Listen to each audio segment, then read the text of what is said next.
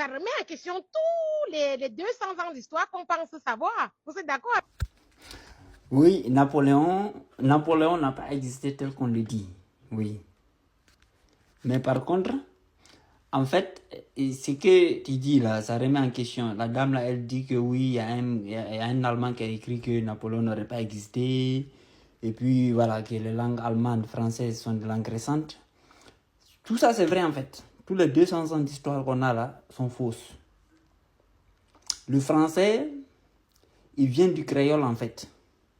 Et la preuve est logique dans le sens où, apparemment, avant de la Floride, c'est-à-dire aux Amériques, aux États-Unis, à USA, en Guyane française là-bas, en Guyane, pas Guyane française, mais en Guyane, c'est-à-dire qu'à la frontière du Brésil, ils parlaient le créole.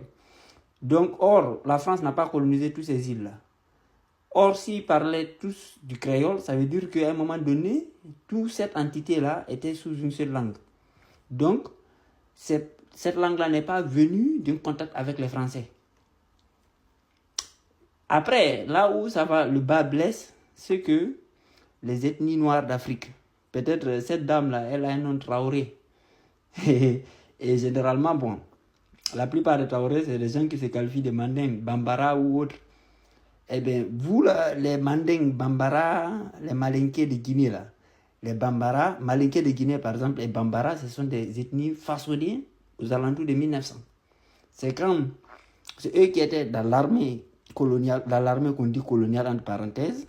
Les blancs, il n'y avait pas aucun blanc avec des armes militaires. On disait qu'il y avait des blancs qui seraient des généraux, qui donnaient des commandes.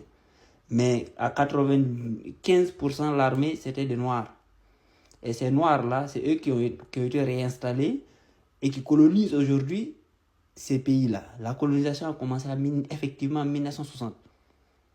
Quand on disait conférence de Berlin, oui, mais ils ont découpé le territoire pour créer des colonies. Les États dans lesquels on est aujourd'hui, ce sont des colonies. Oui, c'est ça le truc.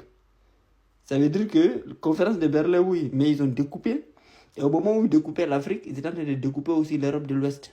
L'Europe aussi. Les frontières de l'Europe, si vous regardez tous les drapeaux, c'est aux alentours de 1800, que ce soit France, Allemagne, Belgique même, c'est plus récent. Voilà. Et tous les drapeaux des pays là ont été changés aux alentours de 1800. En Afrique, les tracés de frontières, fondamentalement, c'est aux alentours de 1880 comme ça. Et ça s'est vraiment fixé aux alentours de 1915 comme ça, 30. Voilà.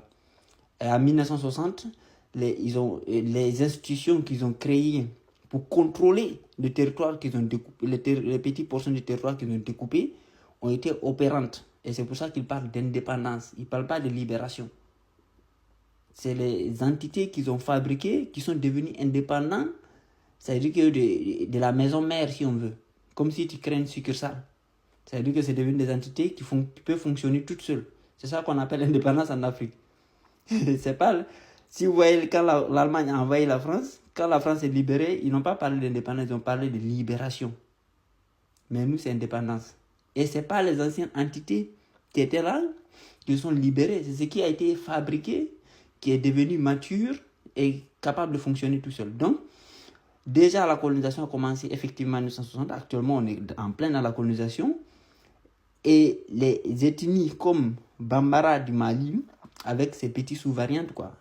Nyamka, Bobo, c'est des petits groupuscules fabriqués aux alentours de 1900. C'est quand ils ont fait la guerre, notamment avec El Hadji Omar Tall, ils ont vaincu, ils ont installé ces militaires-là. C'est pour ça que c'est beaucoup d'ethnies en Afrique.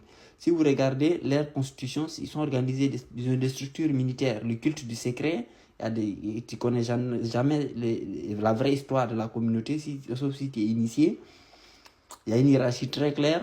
Il y a des familles détenteurs de l'histoire, des familles détenteurs de terre, ainsi de suite. C'est très hiérarchisé, culte du secret. Et la plupart des ethnies en Afrique, ils n'ont aucune histoire, ils n'ont aucun artefact historique là où ils sont. Et aussi, la plupart dans les traditions orales, ils précisent bien qu'ils viennent d'ailleurs, qu'ils viennent du Moyen-Orient majoritairement, et d'autres qui viennent même jusqu'à Inde. Les Soninké, ils le disent bien dans les traditions orales, qui viennent du côté du Bengale, vers l'Inde. les gars qui se disent Wolof là, et ils disent qu'ils viennent des Indes. Et c'est des trucs qu'on peut prouver en fait. Voilà. On peut retrouver là où ils se sont installés, ils ont nommé les zones géographiques et les noms qu'ils ont donnés aux zones où ils habitent. On peut les retrouver par exemple en Inde, au Bengale. Les Ewe, ils disent bien qu'ils viennent d'Asie mineure, qui était à côté de la Turquie.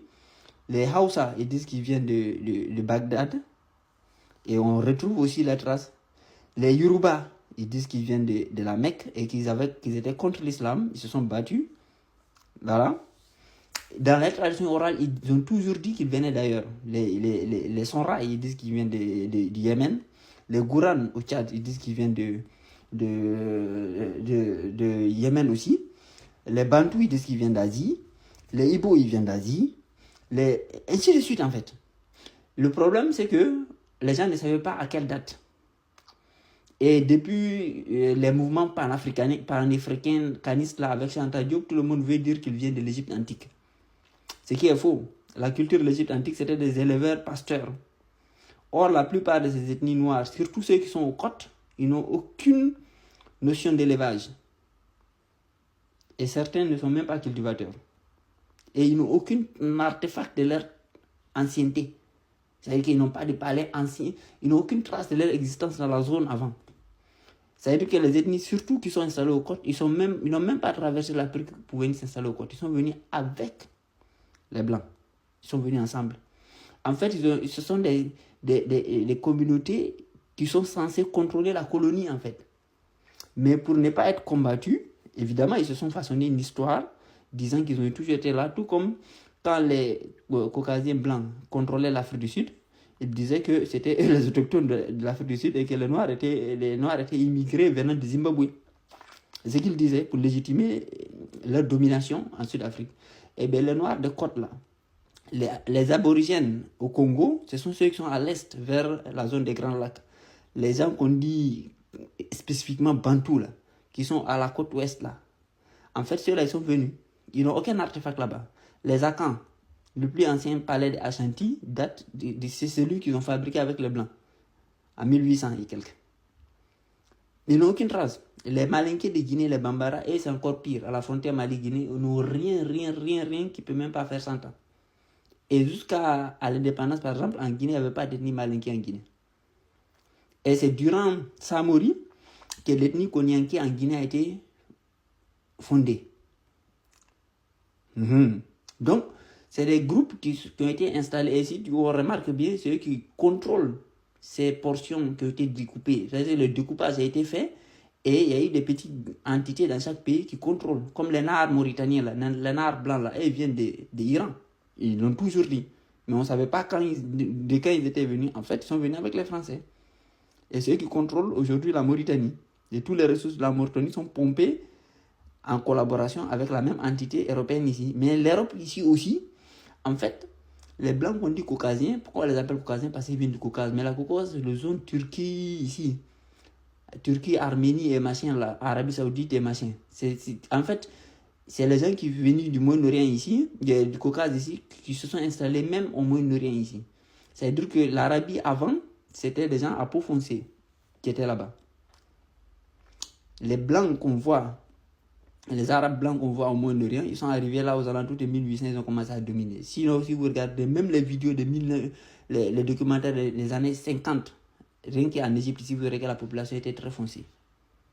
Donc, il y a eu un blanchiment accéléré et des histoires fabriquées.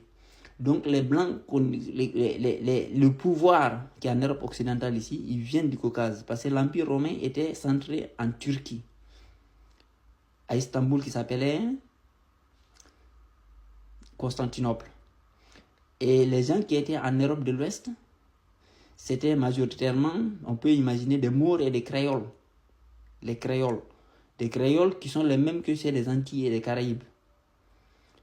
Quand ils ont été vaincus, certains sont répartis là-bas. Et voilà, certains sont répartis là-bas. Après, il y a une histoire plus complexe. Mais le pouvoir en Europe occidentale jusqu'en 1800, ce n'était pas les Blancs qu'on voit aujourd'hui. Donc, l'histoire, les 200 ans d'histoire qu'on voit ici, là, c'est faux. Les langues françaises, c'est des langues très très jeunes. C'est un mélange de créole, turc, arabe, voilà, ainsi de suite.